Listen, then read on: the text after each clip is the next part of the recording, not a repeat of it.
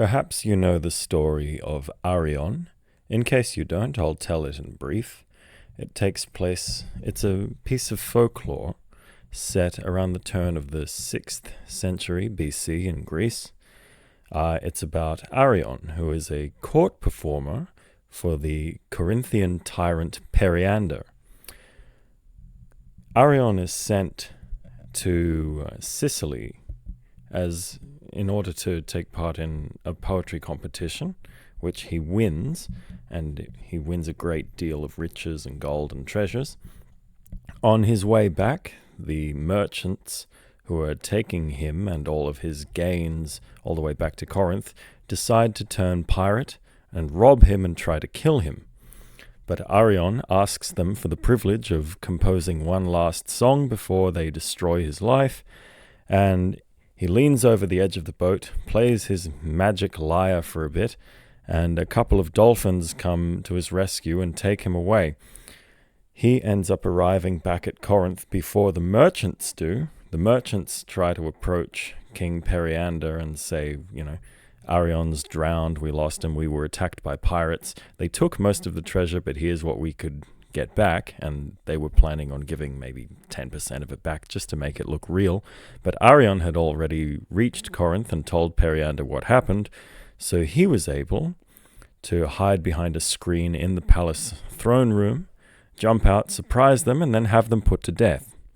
Now, that's the folk tale told in a very brief form, but there is something else to be got out of this story rather than just an amusing thing to talk about at parties.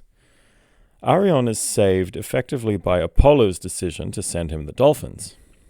So I've read anyway. But he composed at the time, a dithyramb, which is a sort of Dionysiac form of poetry. It's meant to be performed by 50 or so people dancing in a kind of mad circle, which is hardly the sort of thing you would expect Apollo to enjoy. So, my question when I read about those particular details of the story was, why is Arion able to reconcile these two very different gods? Now, here is what I think about it. The chaos of 50 dancers going in a mad circle requires a great deal of preparation. It's never the sort of thing that could really happen by accident. Therefore, I posit, and I am approaching this from an artistic perspective, the approach to an artistic life is to create situations in which one can safely create chaos and forget everything. It's quite hedonistic, actually. It's a sort of meticulous approach to orchestrating one's own Dionysian flights of fancy, which, once undertaken, are robustly supported by an Apollonian framework. A practitioner of this sort becomes a society of one, of both the Morlock and Eloi, with the clear-headed, barbaric pragmatists within clearing the ground for a flighty, impulsive idiot child to charge forth into what we might hesitantly call original territory. I'm not here to waste time talking about the necessities of dualism as I once did. Rather, this is an investigation focused on the possibilities of artistic technique.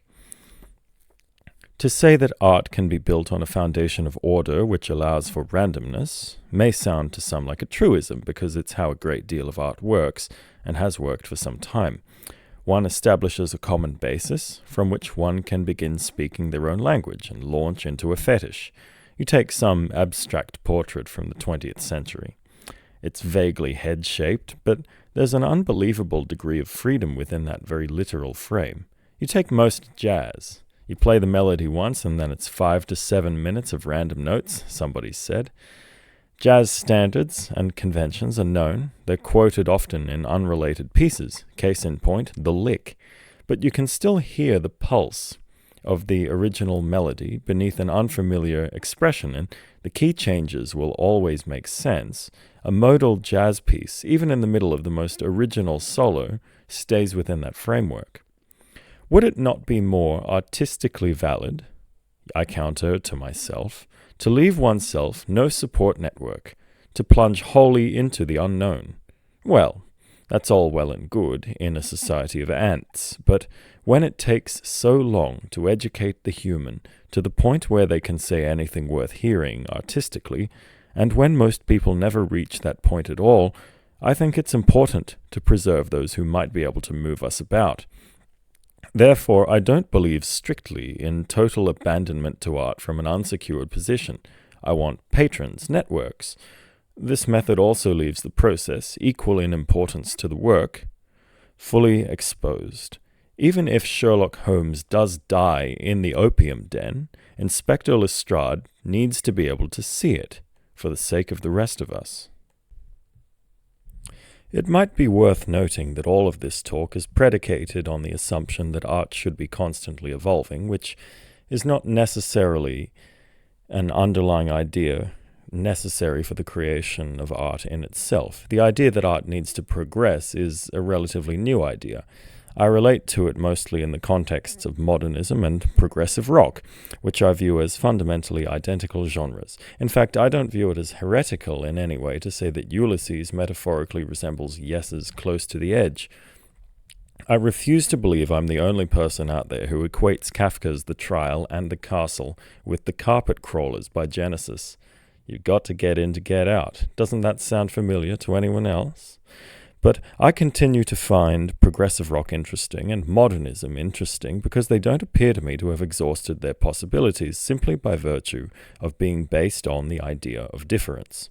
To a point, they rely on advancements outside of themselves. Progressive rock, at least, quickly becomes incestuous from the perspective of its own underlying axioms. In other genres, it would be acceptable to become this way, if it's left unchecked. Literature is less prone to this fault for obvious reasons. It takes effort to write like somebody else, but one mellotron sounds like another mellotron. Progressive rock and modernism are predicated on taking all of history, or the history of their mediums, their media, and allowing Dionysius to wreak havoc within that history, or organizing 50 dancers and an hour list and letting them go mad while you sing to them. Is my argument, then, that Arion was the first modernist or the first known progressive rocker? I suppose so. There is an appealing quality to that image, as anachronistic and ridiculous as it is. I think about novelty often. I'm always looking for it, but even as I chase novelty, I'm consciously aware that it's equally important to develop the fundaments of style. Of course, novelty can provide one with the style of quality if one changes the rules of quality, and modern literary quality is poorly defined and too subject to tastes for my liking. I find, in many cases, the types of books lauded today are trite and philosophically dull, as I'm sure other people find as well. This may be the appropriate time to touch on Gurdjieff's idea of art. I try to keep quotes to a minimum, but it is worth quoting Gurdjieff directly here. I do not call art all that you call art, which is simply mechanical reproduction, imitation of nature or other people, or simply fantasy, or an attempt to be original. Real art is something quite different. Among works of art, especially works of ancient art, you meet with many things you cannot explain, and which contain a certain something that you do not feel in modern works of art. But as you do not realize what this difference is, you very soon forget it, and continue to take everything as one kind of art, and yet there is an enormous difference between your art and the art of which I speak. In your art, everything is subjective, the artist's perception of this or that sensation, the forms in which he tries to express his sensations, and the perception of these forms by other people. In one and the same phenomenon, one artist may feel one thing and another artist quite a different thing. One and the same sunset may evoke a feeling of joy in one artist and sadness in another. Two artists may strive to express exactly the same perceptions by entirely different methods in different forms, or entirely different perceptions in the same form, according to how they were taught or contrary to it. And the spectators, listeners, or readers will perceive not what the artist wished to convey or what he felt, but what the forms in which he expresses his sensations will make them feel by association. Everything is subjective, and everything is accidental, that is to say, based on accidental associations. the impression of the artist and his creation, the perceptions of the spectators, listeners, or readers. In real art, there is nothing accidental. It is mathematics. Everything in it can be calculated, everything can be known beforehand. The artist knows and understands what he wants to convey, and his work cannot produce one impression on one man and another impression on another, presuming, of course, people on one level. It will always, and with mathematical certainty, produce one and the same impression. At the same time, the same work of art will produce different impressions on people of different levels, and people of lower levels will never receive from it what people of higher levels receive. This is real objective art. Imagine some scientific work, a book on astronomy or chemistry. It is impossible that one person should understand it one way and another in another way. Everyone who is sufficiently prepared and who is able to read this book will understand what the author means and precisely as the author means it. An objective work of art is just such a book, except that it affects the emotional and not only the intellectual side of man. There are already too many artistic processes to choose from. Consider, as random examples, Brian Eno's oblique strategies, Cage's and Xenakis' experimentations, Yeats' automatic writing, John Dos Passos' stream of consciousness, Americana, Gurdjieff's fourth way, Arion's 50 dancers. So my question, because I'm thinking about how to create art, is how can you find a formula in novelty? The easy answer is copying the substance. That's how one ends up with incestuous progressive rock and boring novels. A more difficult answer, but still a false one, false to the spirit of the thing, is copying the process by which you end up with your version of X. The true answer, I think, is inspiration, and this is the troublesome thing, that it can't be guaranteed, because it's inspiration. We move from here into discussion of techniques of automatic writing, coincidence, oblique strategies, possession, stimulants, etc., but it all avoids the real essence of my problem. A strategy for creating strategies doesn't exist, at least not to my mind. Of course, all of these strategies can be used to create others, but those that are made by a strategy all fall within the philosophical boundary of a strategy created by X method. It's not possible, approaching from a systematic viewpoint, to create a strategy for creating art that can divorce itself from its origins, which naturally inform what's created. Or, approaching this from a more general philosophical perspective, you can't unconditionally trust that which has been born, which exists in a historical context, because it can be approached from the direction opposite to which it points and disassembled from there. And this, incidentally, is why I have lost faith in virtually every ideology. It may be worth our time at this point to consider Walter Watson's Archic Matrix, a philosophy of philosophies which classifies all existing philosophies into a single framework, including itself. Perhaps a graphic would be ideal in lieu of explanation. All philosophies can be classified according to the following characteristics. If you're interested by any of the words in this graph, I recommend you go read about them yourself. It's really not worth either of our time to have me explain them to you in a worse form than you could get from the book.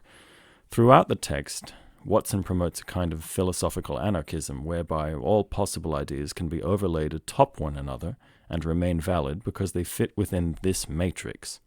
My chief objection with this text is that on first inspection, it seems to be determined to make everything baseless, because if all systems are equally valid, it follows that none of them can be fundamentally accurate. There can't be any fundamental accuracy, only a confusion. It says this, of course, and it promotes it as a virtue within its own framework of values. So far all is as we would expect. At the same time, the arbitrariness of the system is exposed in its early justifications, and in its explication near book's end, the Archic Matrix is professedly no better or worse a system than any other to be used in interpretation. It's only an example of one of its own aspects. That the author interprets his own system through an Aristotelian lens, and Aristotle is of course placed in the matrix himself, discounts its existence as a metaphilosophical structure because Aristotle is explicitly placed into the matrix. This is not necessarily even a criticism, because the meta-philosophy is itself merely another philosophy. He makes no pretense that the matrix is complete or all-encompassing, for if it was, it would be self-refuting, I quote, and yet this also makes it, as I have found with much other philosophy, to be almost entirely useless except from its own perspective. It may be, however, the first example of a kind of philosophical spider's web. The harder one argues in favor of their own interpretation of events, the more they validate the presence of their philosophy within the matrix. It follows, then, that to refute the thing, one must eliminate all identifiable traces of a philosophy, must become a kind of formless presence that exists not outside the web, for the web is all and grows to fit what is, and as such there cannot be an outside, but something which exists independently of the web, superimposed over the same space and not trapped in a particular spot. I then asked myself what that philosophy would look like. Well, characterizing it in any way would attach it to the web. Even the Tao is in this web, accounted for and understood by the archic framework. It cannot be elusive or minimal or subtle. It cannot even be described as indescribable.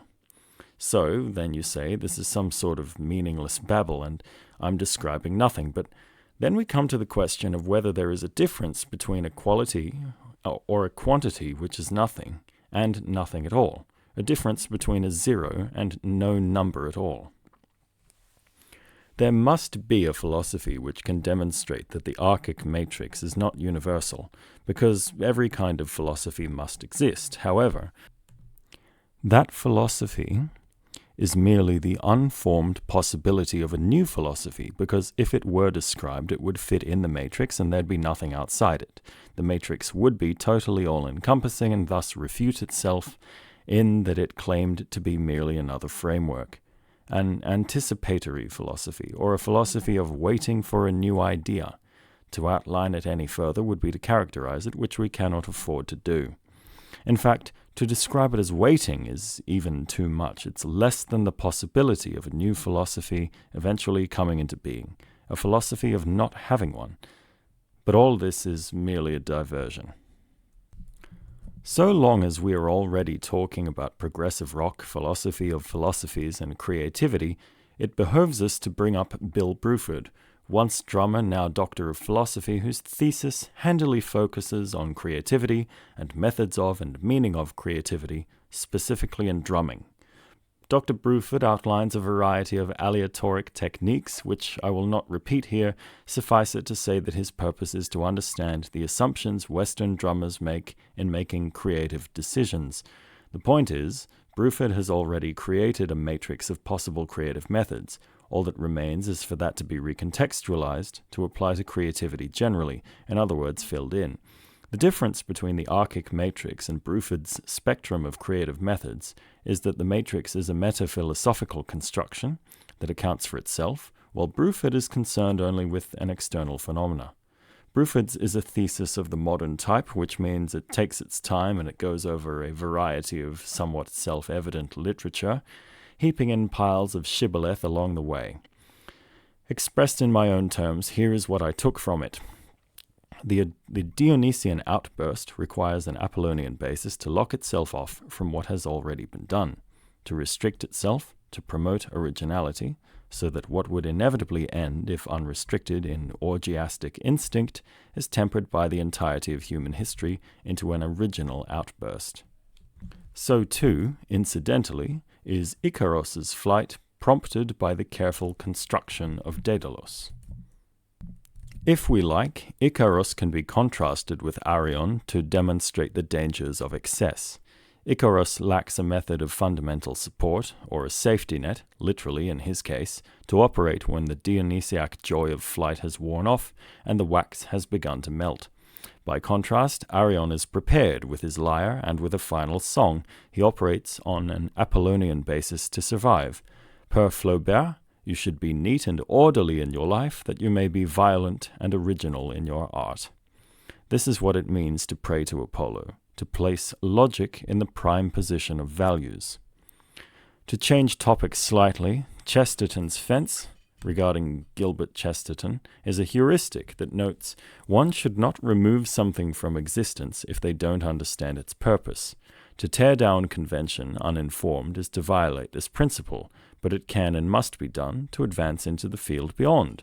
To be Apollonian is to slowly take the fence apart and retain the planks from which it's made in order that it might be rebuilt. To be Dionysian is to smash through it, rendering it pointless. I believe at this time, and this opinion may change, and probably will, as all of mine have, that the essence of life is to use all of our human logic, all of our theory, all of our education for games, for wasteful jokes. In waste, there's purpose, for it removes us from animality. It is the ultimate expression of human nature, logic driven purely by emotion for the sake of both of those things, logic used for a higher purpose, a purpose with no mechanical endpoint, no sustenance. Aristocracy, dignity, quality is found as a general rule when something is furnished with more than the minimum requirement for it to survive. Genius is in Mozart composing a 6-part choral fugue about taunting someone to lick his backside for his friends to sing in bars. Perhaps it's too much of a stretch to call this the essence of life or the point of life, but I do believe it's a significant thing that separates us from mere animality, at the very least. What follows are 2 essentially unrelated side notes. First on the tyranny of technique, and second on the idea of gatekeeping. To write, as in the American creative writing class, with an excess of mechanical refinement and no message at all, is to write empty work. To destroy this kind of work would leave most bookshops empty. To learn properly how to write, I believe one must have something to say. If I have nothing to say, I should not write. In this educated age, we learn the shell of every discipline, and ideally the heart of none of them, because that would make us bad at producing capital. The good news is that writing gives me things to say, because writing is thinking. So there's no question of becoming the sort of pretentious dilettante who wastes his time in coffee shops pretending to be productive, not the least because I don't take pride from writing, but from what I have managed to think up. I write to be read, not to practice writing for its own sake. This is a waste. What does stream of consciousness-free writing teach you? Your thoughts are stimulated, regulated by writing. Letting them pass by in the act of mere recording is to waste their generative potential. They go nowhere new if you don't think about them, and nothing is produced for others, which is the point of engaging in a method of communication. Rather, I believe I should write and then read what I want to make, and then read my own work again and write something else when there's something else to say. And a second note on gatekeeping. The purpose of gatekeeping is to prevent pretentious actors from corrupting the possibility of a sphere to grow naturally in isolation. It makes entrance to a sphere dependent on true and substantial interest in the nature of the sphere, such that the setback of having to learn its rules and properly participate doesn't deter a newcomer. Those who are deterred aren't wanted. The only people who complain about gatekeeping are those whom the gate was designed to keep out. Once a hobby is adopted and stripped of its essential difficulties by those who are more attracted to its aesthetic than its substance, and thus they want the substance to be made more accessible, this is when a hobby is corrupted, and if it is reliant on the provision of a community, it may be fundamentally destroyed. One argues, well, change is necessary for survival across generations. I counter, change is necessary, but it is to be driven by those who understand looking outward rather than those who would tear down Chesterton's fence without understanding anything for the sake of their own ideals. Whether a change constitutes an improvement in a particular sphere is not a decision for someone outside that sphere to make. Gates necessitate a certain level of effort be made to participate. And a final note. Do you need to suffer to create great works? Many assume so. Gurdjieff thought so. Right now, I don't think suffering is required, but there must be an incursion from the world into you. You need to eat something to spit something out. As usual in the creative world, for every example of one hypothesis, there is a counterexample. There are many greats who start late as there are early, and as many who suffer as who live in luxury. I'm not interested in entering the debate about the meaning of quality that results from these different approaches. I consider quality indefinable and knowable when it's present. It's the same with conversations about what one should do. Should I read this? Should I read that? There are as many arguments for yes as for no for every text.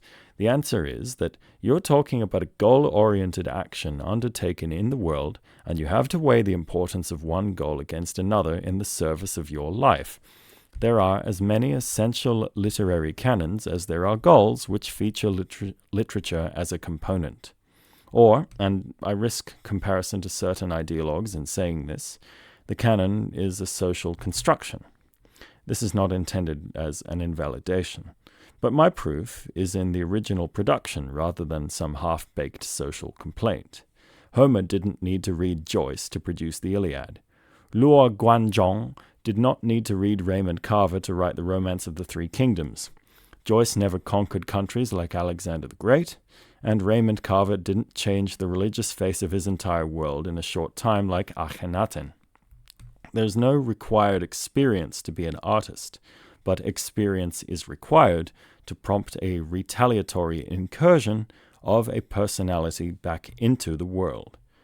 It's up to you if you want to be able to use your skill to keep time for drunk dancers, become rich and famous, or use your abilities to attract others to you who might be able to spirit you away from the pirates of this world.